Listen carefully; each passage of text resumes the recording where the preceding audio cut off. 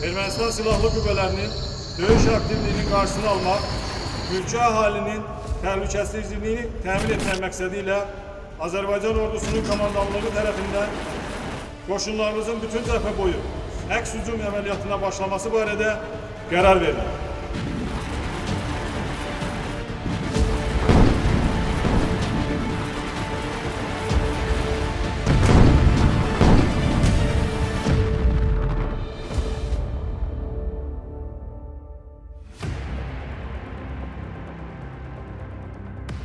Ermənistan Silahlı Qüvvələrinin davamlı təxribatlarına cavab olaraq Azərbaycan Silahlı Qüvvələri geniş miqyaslı əks hücum əməliyyatına başladı.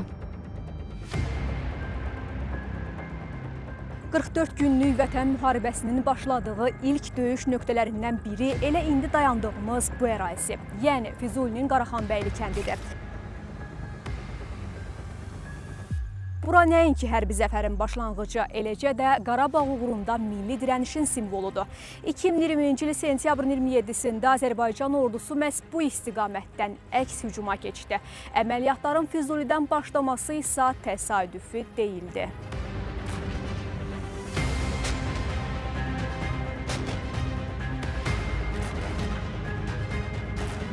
Məhz Füzuli istiqamətində erməni silahlı birləşmələri bir neçə müdafiə xətti qurmuşdular. Füzulinin qorunması onlar üçün strateji əhəmiyyət kəsb edirdi. Həm Cəbrayıllə bağlı, həm Hadrutla bağlı.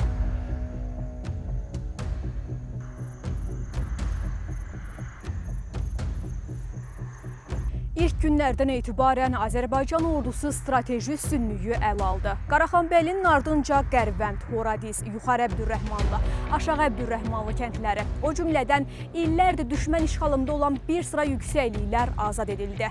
Beləliklə bu ərazidə baş verən toqquşmalar Azərbaycanın hərbi üstünlüyünü ortaya qoydu.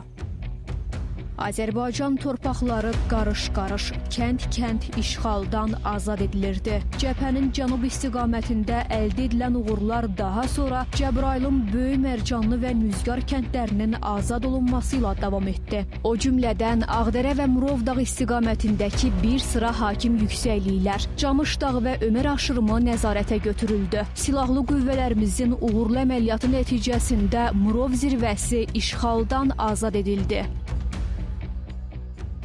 Və eyni zamanda isə paralel olaraq Füzuli, Cəbrayıl istiqamətində, yəni cənub cəbhəsində döyüş əməliyyatları gedir. Cəbrayıl rayonunun Arazboyu yaşayış məntəqələri istiqamətində sürətli hücum əməliyyatları həyata keçirdilər. Cəbrayıl rayonunun şimalına doğru ordu birləşmələrimiz hərəkət etdi. Eyni zamanda Cəbrayıl-Füzuli sərhəddinin Füzuli istiqamətində döyüş əməliyyatları həyata keçirərək həmin ərazidə olan yaşayış məntəqələrini nəzarətə götürdü. Müdafiə xətti olmayan ərazidən Azərbaycan ordusu keçid etdi. Azərbaycan ordusu cənub cəbhəsində irəliləyərək düşmənin gözləmədiyi istiqamətə Hadruta yönəldi. Hadrutun azad olunması müharibənin taleyini həll edən əməliyyatı idi. Çünki məhz Hadrutu azad edəndən sonra Azərbaycan ordusunun xüsusi təyinatlıları həmin istiqamətdən Şuşaya doğru irəliləməyə başladı. Hansı ki, düşmən Şuşaya hücumun bu istiqamətdən olacağını heç ağlına da gətirməmişdi. Dünya hərbi camiyyəsində belə bir misal var. Müharibə əsas deyil, əsas manevrdir. Azərbaycan ordusu, biz onun döyüş trayektoriyasına baxsaq, həm şimal cəbhəsində, həm şərq, həm cənub-qərb cəbhəsində görərik ki, bu döyüş əməliyyatlarında manevrlər Azərbaycan ordusuna üstünlük qazandırır.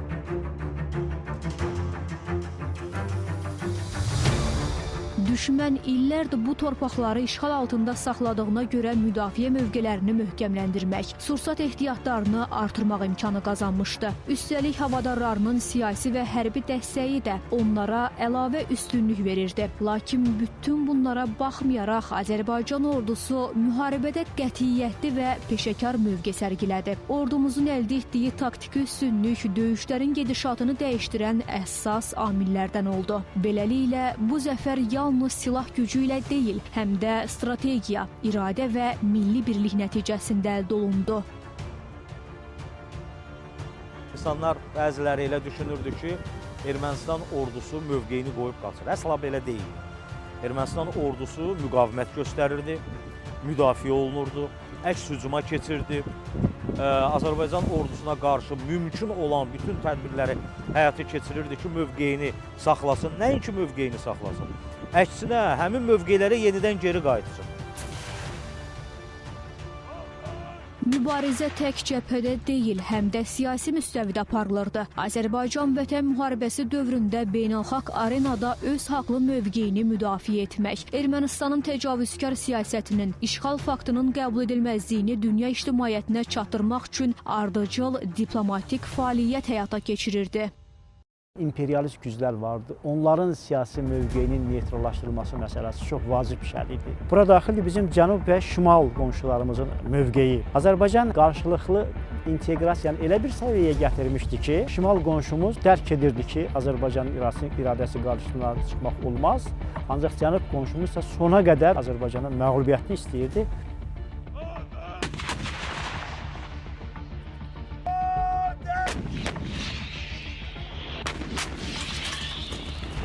Düşmənə belə gəlirdi ki, əgər Azərbaycanın böyük şəhərləri, o cümlədən Gəncə, Bərdə, Tərtər vurularsa və Mingəçevir su elektrik stansiyası vurulacaqsa, Azərbaycan qorxub geri çəkiləcək və ya qərb dövlətlərin bəziləri Azərbaycanı təhdid etsə, Azərbaycan onların təhdidinə görə dayanacaq.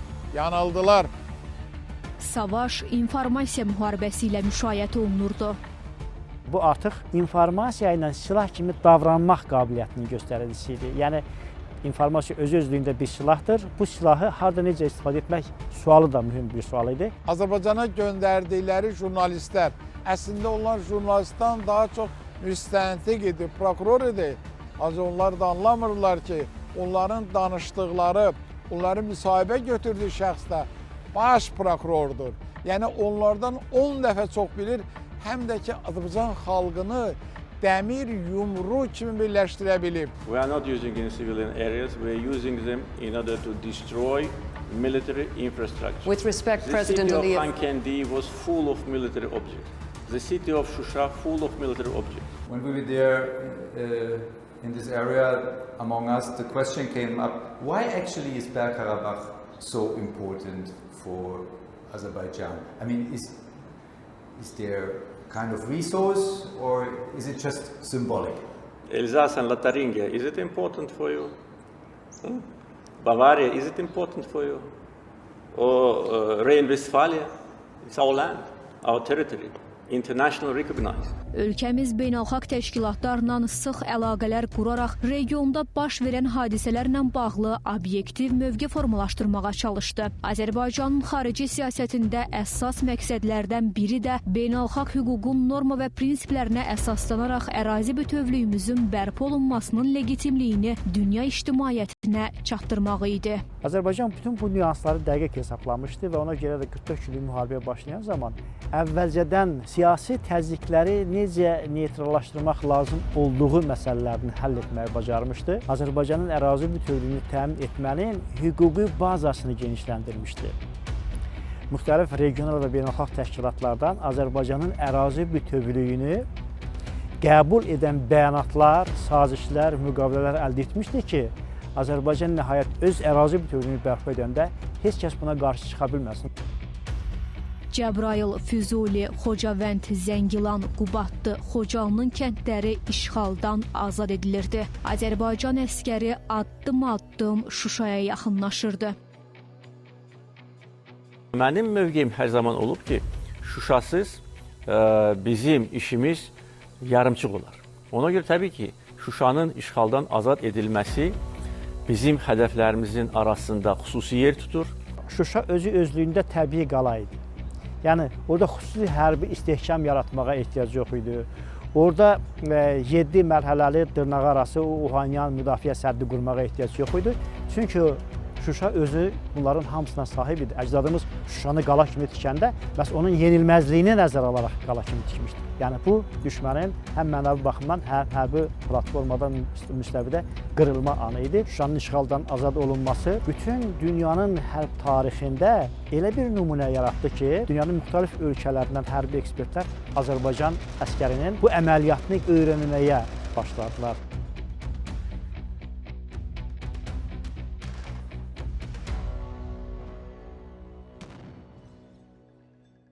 Şuşa əməliyyatı bir tarixdir. Şuşa fatihləri, yəni o sıldırım qayalıqlardan bizim igidlərimizin, xüsusi təyinatlarımızın aşağıdan yuxarıya qalxmaqla xariqələr yaratması dastandır. O bir dönüş nöqtəsi oldu və ermənilər artıq Şuşanı itirməklə bizim igidlərimizin keçilməyən sədləri aşaraq həmin nöqtələrə gəlib çıxması artıq Ermənistan ordusunun məğlub durumda olmasının göstəricisi idi. Çünki mümkün olmayan bir şücaəti onlar göstəriblər.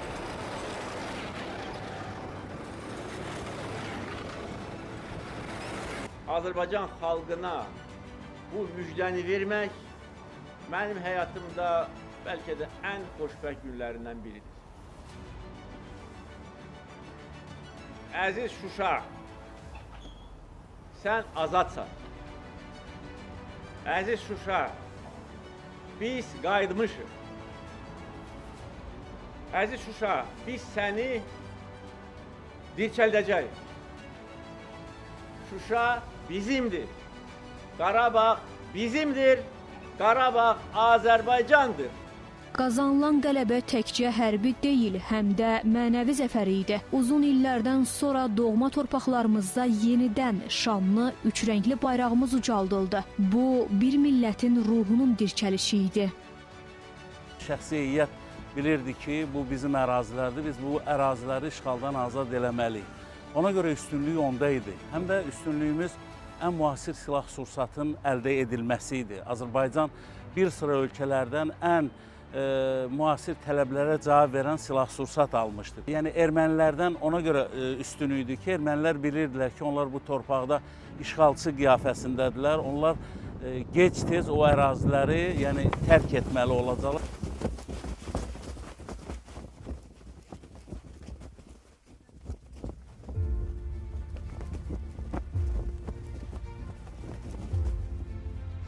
Azərbaycan ordusunun ən güclü silahı döyüş ruhu, vətən sevgisi və sarsılmaz inamı idi. Onlar üçün bu müharibə tarixə bir cavabdır. Torpaqların 30 illik həsrətinə son qoymaq və o yerlərdə yenidən Azərbaycan nəfəsini yaşatmaq ordumuzun əsas missiyası idi. Bu müharibə Azərbaycan xalqının tarixi ədalət uğrunda necə birləşə bildiyini, dövlətin öz xalqı ilə çiyin-çiyinə necə dayandığını və müasir, güclü ordunun hansı nailiyyətlərə qadir olduğunu bütün dünyaya nümayiş etdirdi.